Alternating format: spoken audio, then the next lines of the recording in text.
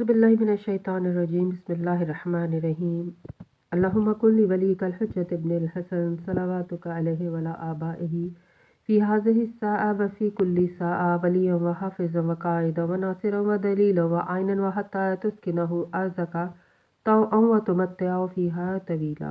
अस्सलाम वालेकुम सामीन, हमारे चैनल ज़िक्र उला में खुशामदीद।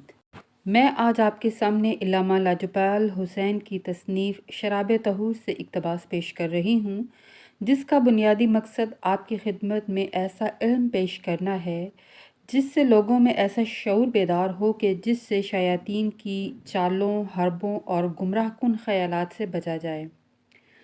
अगर आप इस किताब का मुकम्मल मुताला करना चाहते हैं तो इस किताब की PDF को हमारी वेबसाइट www.idarakhatamulauliya.com से फ्री डाउनलोड कर सकते हैं। मार्फत इमाम की हकीकत क्या है? मुकाम कुर्ब पर किसकी हुकूमत है? इमाम हुसैन अलैहिस्सलाम करबला क्यों गए? इंसान और नूर वली ज़माना के दरमियान कितने हज़ार हिजाबात हैं? विलायत किसे कहते हैं? उर्फ़ाए कराम का कहना है कि शरीयत हुक्म है, सीरत फ़ेल है, हकीकत हाल है और मार्फत इमाम दर हकीकत कुर्बो विसाल है। इब्लीसियत सजदा न करने से शुरू हुई और अभी तक कुर्रे अर्ज़ पर फैली हुई है और उसको इख्तियार मिला और वो अरबाए अनासिर से मखलूत होकर बंदों के सीनों में घुसी हुई है, मगर मुकाम कुर्ब पर आज भी नूर विलायत की हुकूमत है।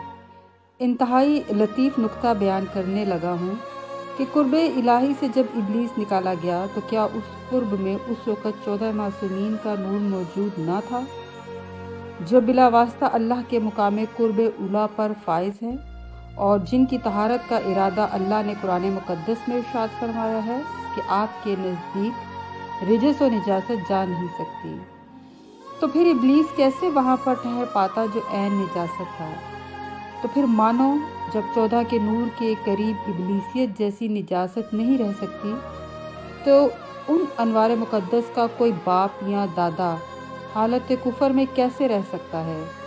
मुकाम कुर्ब उला और इब्लीस के दरमियान कुफर के सबसे बड़े पर्दे को अना कहते हैं और अना ज़ाते किब्रिया की सिफत उला है। जो उसके छीनने का तसव्वुर भी करे अल्लाह उसको अपनी बारगाह से निकाल बाहर करता है। इस अना के मजहर को वलियो अली कहते हैं। अब ये तसव्वुर भी ना करना कि वो किसी की बैत करेगा या उससे कोई बैत लेगा। लिहाजा मुकाम अबदियत में मूतू कबलांता मूतू पर कोई नफ्स फाइज नहीं हो सकता जब तक वो अपनी अना का कत्ल ना कर दे।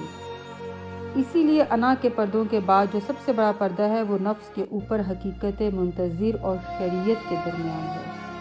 अल्लाह के दीन के कुल हक़ाइक़ के मुहाफ़िज़ को वलायत और इमामत कहते हैं। इसीलिए शरीयत को बचाने वो जाए जो हकीकत दीन हो। क्या हुसैन को कत्ल करने वाले नमाजी और हाफिज़ कुरान नहीं थे? क्या वो रोज़ा और जहाद के इनकारी थे, उनके मुनकिर थे? तो अब एक तरफ ज़ाहिरी इस्लाम है और दूसरी तरफ हकीकत दीन है।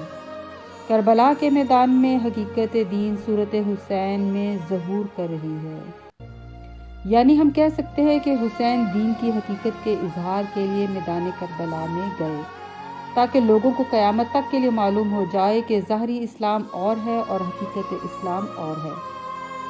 इसीलिए ज़ाहिरी इस्लाम और हकीकत अबदियत के दरमियान 70,000 हिजाबात अकबर हैं। इंसान और नूर वली ज़माना के दरमियान भी 70,000 हिजाबात हैं। जब तक इंसान खालिस होकर इस नूर हक़ाइक़ विलायत में ग़ुताज़न ना हो वो हकीकत इरफ़ान की तजल्ली नहीं पा सकता, क्योंकि हकीकत असल में इखलास से शुरू होती है। अब आप ख़ुद तारीख़ का मुताला कर लें कि पूरी दुनिया में ज़ाहिरी इस्लाम का राज है। यज़ीद मलऊन के पास इक़्तिदार है, हुसैन के पास हकीकत दीन का राज है। अब जो हकीकत से वासल होकर नीयत और इरादा करेगा वो हक़ को अपने अंदर वसूल करेगा, वो इरफ़ान हक़ पाएगा, क्योंकि इरफ़ान हक़ और हकीकत के दरमियान 70,000 हिजाबात नूरानियाँ हैं और इन तमाम पर्दों में हुब्बे दुनिया से लेकर हुब्बे निसा और औलाद, इज़्ज़त व नामूस व जज्बात और एहसासात اور نقصانی میلانات و رجحانات سب کچھ موجود ہے۔ اب حسین کہتا ہے تم حقیقت کو طلب کرو، میں تمہارے لیے معرفت کے پردے اتار دوں گا۔ جب تک مالک نہ چاہے عارف کے پردے نہیں اتر سکتے۔ عجیب منزل قلندری ہے کہ جب حقیقت والے باقی بچ گئے تو حسین نے چراغ بجھا کر پہلے معرفت کے درمیان حائل پردے اتار دیے۔ پھر جب ارواح 72 مرتبہ عرفان حق پر پہنچی تو اپنے نور سے شراب طہور کی بوندیں ڈال کر لباس معرفت کو بھی اتار دیا، کیونکہ جب ساعت نزول حق آ جاتی ہے تب عاشق کو عارف پر بے لباس ہو جانا واجب ہو جاتا ہے، کیونکہ مالک کو پسند نہیں ہے کہ جو اس سے عشق رکھتا ہے اس کے درمیان میں کوئی لباس معرفت بھی حائل ہو۔ لہٰذا جہاں معرفت کا لباس اتر جائے وہاں ابدیت نور مالکیت میں ہوتا زن ہو جاتی ہے، تو پھر جو لباس عطا ہوتا ہے اس کو لباس ولایت کہتے ہیں، ابدیت کے کمال کو ولایت کہتے ہیں۔ حسین کو جب یہ لباس ولایت نظر آیا تو فرمایا السلام علیک یا اولیاء اللہ، سبحان اللہ، یعنی اے اولیاء اللہ، شراب طہور کی بوندوں سے سیراب ہونے والو، تم پر میرا سلام ہو۔